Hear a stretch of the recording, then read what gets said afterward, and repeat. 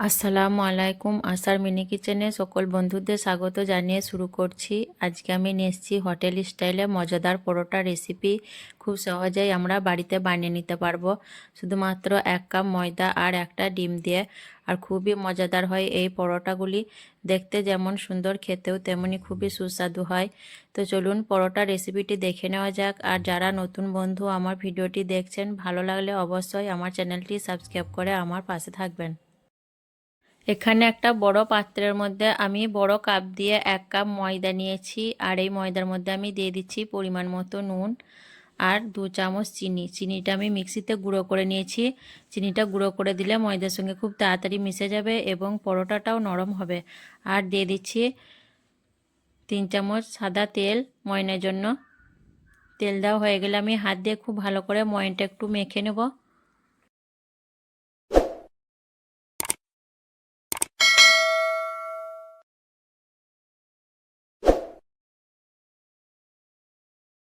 ময়নটা মেখে নেওয়ার পর আমি এখানে একটা ডিম ভেঙে দিয়ে দিচ্ছি। দিয়ে আমি ডিমটা ময়দার সঙ্গে খুব ভালো করে একটু হাত দিয়ে মেখে নেব।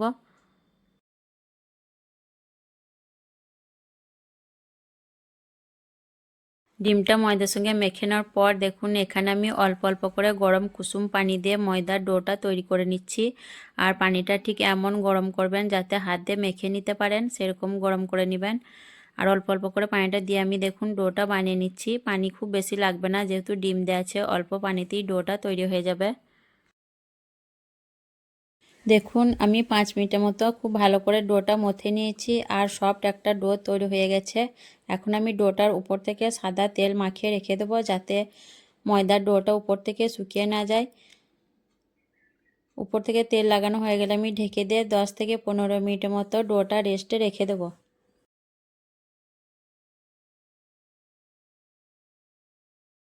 10 মিনিট ডোটা রেস্টে রাখার পর আমি ফিরে এলাম। এখন এই ডোটা থেকে আমি ঢাকনাটা খুলে নিচ্ছি। তারপর দেখুন এই ডোটা খুব সফট তৈরি হয়ে গেছে। ডোটা থেকে এখন আমি লেচি কেটে নেব যতগুলো হবে।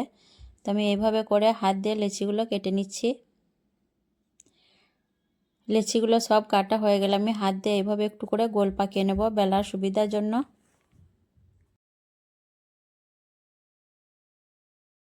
লেচিগুলো আমি সব গোল পাকিয়ে নিয়েছি। এখন বেলার জন্য এর থেকে একটা নিয়ে নিলাম আর বাকিগুলো আমি ঢাকনা ঢেকে দিয়ে রেখে দেবো সাইডে। তারপর আমি পিঠের মধ্যে কিছুটা ময়দা ছিটিয়ে দিলাম, দিয়ে একটা লেচি নিয়ে নিয়েছি। লেচিটা হাত দিয়ে চেপে চেপে একটু বড় করে নিচ্ছি। তারপর আবারও আমি উপর থেকে একটু ময়দা লাগিয়ে নিলাম, দিয়ে একটা বেলুন দিয়ে আমি রুটি বেলে নেব। রুটি তো আমরা সবাই বেলতে পারি। দিয়ে আমি একটা দেখুন বড় করে রুটি বেলে নিচ্ছি। দেখুন রুটিটা আমার বড় করে বেলা হয়ে গেছে। একটা রুটি আমি বেলে নিয়েছি আর এখন রুটির উপরটা আমি সাদা তেল লাগিয়ে নেব। তার জন্য 2 চামচ সাদা তেল দিয়ে দিলাম। দিয়ে হাত দিয়ে পুরো রুটিটার মধ্যে আমি তেলটা খুব ভালো করে লাগিয়ে নিচ্ছি। তারপর দেখুন উপর থেকে আমি ময়দা ছড়িয়ে দিলাম। ময়দাটাও খুব ভালো করে রুটির মধ্যে লাগিয়ে নেব। এখানে ময়দার বদলে কর্নফ্লাওয়ারও দিতে পারেন।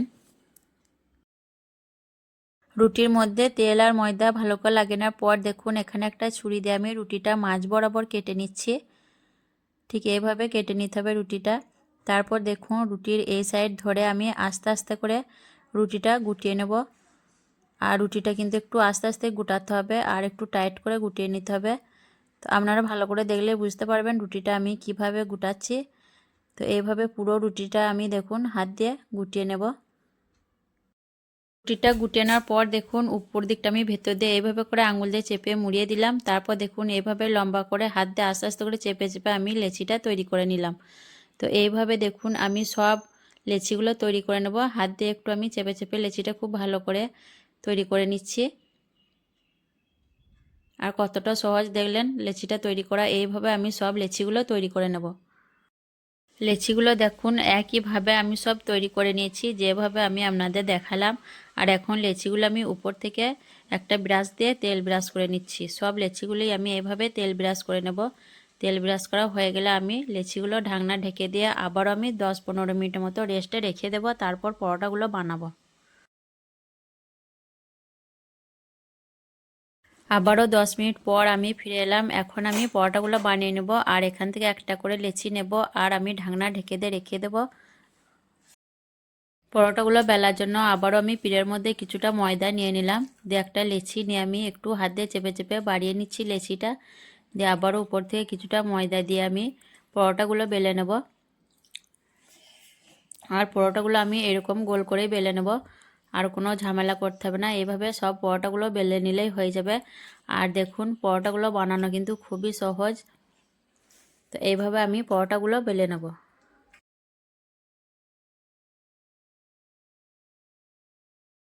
তো দেখুন একটা পরোটা আমার বেলা হয়ে গেল, আর পরোটার সাইজগুলো দেখুন আমি খুব বড় করে নিই, মাঝারি সাইজের করেছি পরোটাগুলো। আর খুব পাতলা করে বেললে হবে না, একটু মোটা করে রাখতে হবে পরোটাটা, তাহলে খুব সুন্দর নরম হবে। তো একটা পরোটা আমার বেলা হয়ে গেল, আর বাকি পরোটাগুলো আমি এভাবে বেলে নেব, তারপর পরোটাগুলো আমি ভেজে নেব। পরোটা ভাজার জন্য আমি গ্যাস অন করে তাওয়াটা গরম করে নিয়েছি, আর এখন লোতে দিয়ে দিলাম। একটা পরোটা আমি দিয়ে দিচ্ছি। পরোটাটা এখন আমি উল্টো পাল্টা করবো না, কিছুক্ষণ হওয়ার পর একবার পাল্টে নেব। নিচের দিকটা কিছুক্ষণ হওয়ার পর এখন আমি পরোটাটা একবার পাল্টে নিচ্ছি।